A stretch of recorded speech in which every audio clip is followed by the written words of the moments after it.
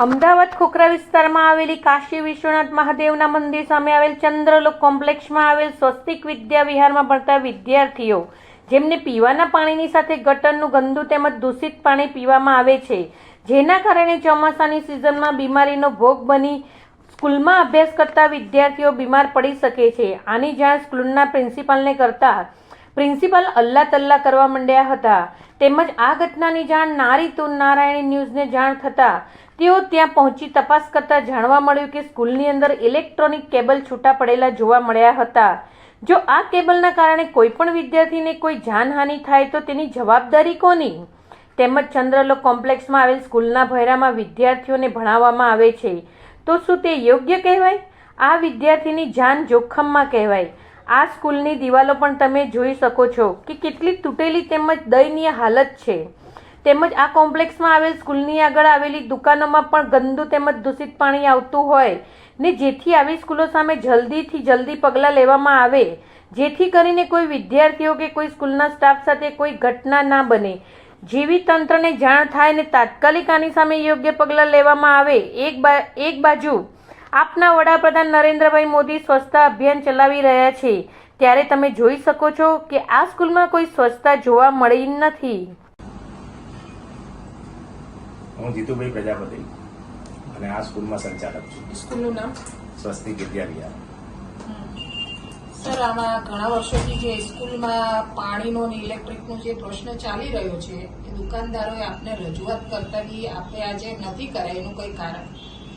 Madam, આ બાબતમાં જ્યારે મારા ધ્યાન પર આ વાત આવી છે ત્યારે મેં તાત્કાલિક યુદ્ધના ધોરણે આ કાર્યક્રમ શરૂ કરાયો છે અને આવતીકાલે જે તે રિપેરિંગ કરવાવાળા માણસો છે એ રિપેરિંગ કરી નાખવાના છે. અને વાયરિંગની જે વાત છે એ વાયરિંગમાં તો આપણે વેકેશનની અંદર બી આખા બિલ્ડિંગનું વાયરિંગ ચેક કરાયેલું. એટલે જે વાયરો પ્રોબ્લેમ વાળા હતા એ વાયરોને આપણે ઉપરથી દેટ મીન્સ કનેક્શનથી જ દૂર કરી દીધેલા છે. એટલે કદાચ ખુલ્લા વાયરો હોય તો બી એ લાઈવ નથી. સર, અહીંયા જે પીવાનું પાણી છે ત્યાં ઉપરથી ગટરનું પાણી આવી રહ્યું છે, એ જે આપ વિઝ્યુઅલમાં જોઈ શકો છો, બરાબર? તો આ જે અત્યારે ડેન્ગ્યુ છે, મલેરિયા છે, બધા રોગો ચાલે છે, તો જે બી આપણી સ્કૂલમાં વિદ્યાર્થીઓ આવતા હોય એ ગંદુ પાણી પીવે ને કાલ ઉઠીને કંઈક રોગચાળો ફેલે તો કોણ જવાબદાર? આ સંપૂર્ણ જવાબદારી સંસ્થાની અને મારી પોતાની છે. પણ અગત્યની વસ્તુ છે કે પીવાના પાણી માટે આરોની વ્યવસ્થા કરી છે, નંબર 1. બીજું કે જ્યાં કદાચ ગટરનું લીકેજ છે તો એના માટેના પ્લમ્બરને મેં બોલાવી લીધેલો છે અને પ્લમ્બર એ રિપેરિંગ કામ કરી નાખશે. અને સ્કૂલમાં એટલી સાફ સફાઈનો બી બહુ મોટો અભાવ દેખાઈ રહ્યો છે અત્યારે જે અમે તપાસ કરી એમાં.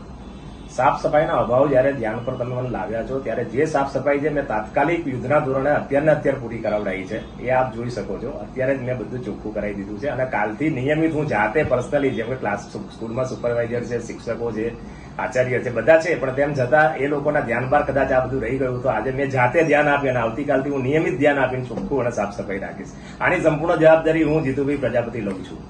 અને સર, આ નીચે જે બેઝમેન્ટમાં પાર્કિંગ છે એમાં જે આપણે સ્કૂલ ચાલુ કરી રાખી છે એની આપણે ડીઓ પરમિશન આપી રાખી છે? મેડમ, સ્કૂલ ત્યાં આગળ જે ચાલે છે એ માત્ર આપણે ઓફિસના એડમિન ક્લાસ માટે વ્યવસ્થા રાખેલી છે અને પાર્કિંગ છે, હકીકત છે, એમાં ના નથી. પણ હું એમાં કોઈ ભણાવવાની કોઈ પેલી એ નથી કરતો. સાહેબ, સવારમાં તો ત્યાં નાના ભૂલકાઓનો ક્લાસ ચાલે જ છે. એ સવારે ચાલતા 2 કલાક પૂરતું આપણે ચલાવીએ. હું એ શું કહું છું, ચાલે છે ને, ક્લાસ ચાલે છે ને, 2 કલાક પૂરતા આપણે. હા, એટલે ક્લાસ ચાલે છે ને. એટલે જે પાર્કિંગ આપ એમ કહો છો કે મેં લીધું છે, તો કોને આપને વેચાતું આપ્યું છે? બિલ્ડરે મને પાર્કિંગની જગ્યા એટલે દેટ મીન્સ સેલરની જગ્યા વેચાતી આપી છે અને જેના માટેની મેં મ્યુનિસિપાલિટીમાં કાર્યવાહી પણ કરેલી છે. હવે જેનું કદાચ સોલ્યુશન આવશે ઇમ્પેક્ટ વગેરેનું, ત્યાર પછી હું એની રેગ્યુલર સ્કૂલ ચાલુ કરીશ. બાકી ત્યાં સુધી હું માત્ર અત્યારે 2 વર્ગની અંદર 2 વર્ગનો જ હું ઉપયોગ કરું. બાકી ઓફિસ છે, કોમ્પ્યુટર રૂમ ને એ બધું મેં રાખેલું છે. નહીં તો પણ આપને ડીઓ પરમિશન આપી રાખી છે? ઉપરના માળની પરમિશન હોય, સેલરની પરમિશન, સેલરની પરમિશન ના હોય, એ હું સામે કહું છું ને આપને. કેટલા ટાઈમથી ચલાવો છો એ નીચે સ્કૂલ? જ્યારથી શોપિંગ સેન્ટર સ્કૂલ ચાલુ છે ત્યારથી. સર, ક્લાસની અંદર બોર્ડ બી છે, પેલા સફરજન જેવા થઈ ગયા છે બોર્ડ. આપણે ફાયર એનઓસી સાહેબ રિન્યુઅલ કરેલું છે? મારી ફાયર એનઓસી અત્યારે ચાલુ છે અને 3 વર્ષ માટે મારી ફાયર એનઓસી છે. બેઝમેન્ટમાં છે ને ફાયર એનઓસી? આખા બિલ્ડિંગમાં સંપૂર્ણ ફાયરથી આપણે કવર કરેલું છે. બાળકોને કોઈ પણ પ્રકારની તકલીફ ના પડે, એમને નુકસાન ના થાય તે ઉપરાંત આવી કોઈ બી બાબત આપે મને ધ્યાન પર લાવી જાઉં, તાત્કાલિક એના અસરકારક પગલાં લઈશ. હું જીતેન્દ્રભાઈ રાણા, મારી શોપ અહીંયા ચંદ્રભવન કોમ્પ્લેક્સમાં સ્કાય મોબાઈલ કેર મારી શોપ છે અને છેલ્લા 17 વર્ષથી હું આ દુકાનનો માલિક છું. મારી સાથે બધા મારા દુકાનના મિત્રો છે, બધા જે દુકાનદાર છે બધા.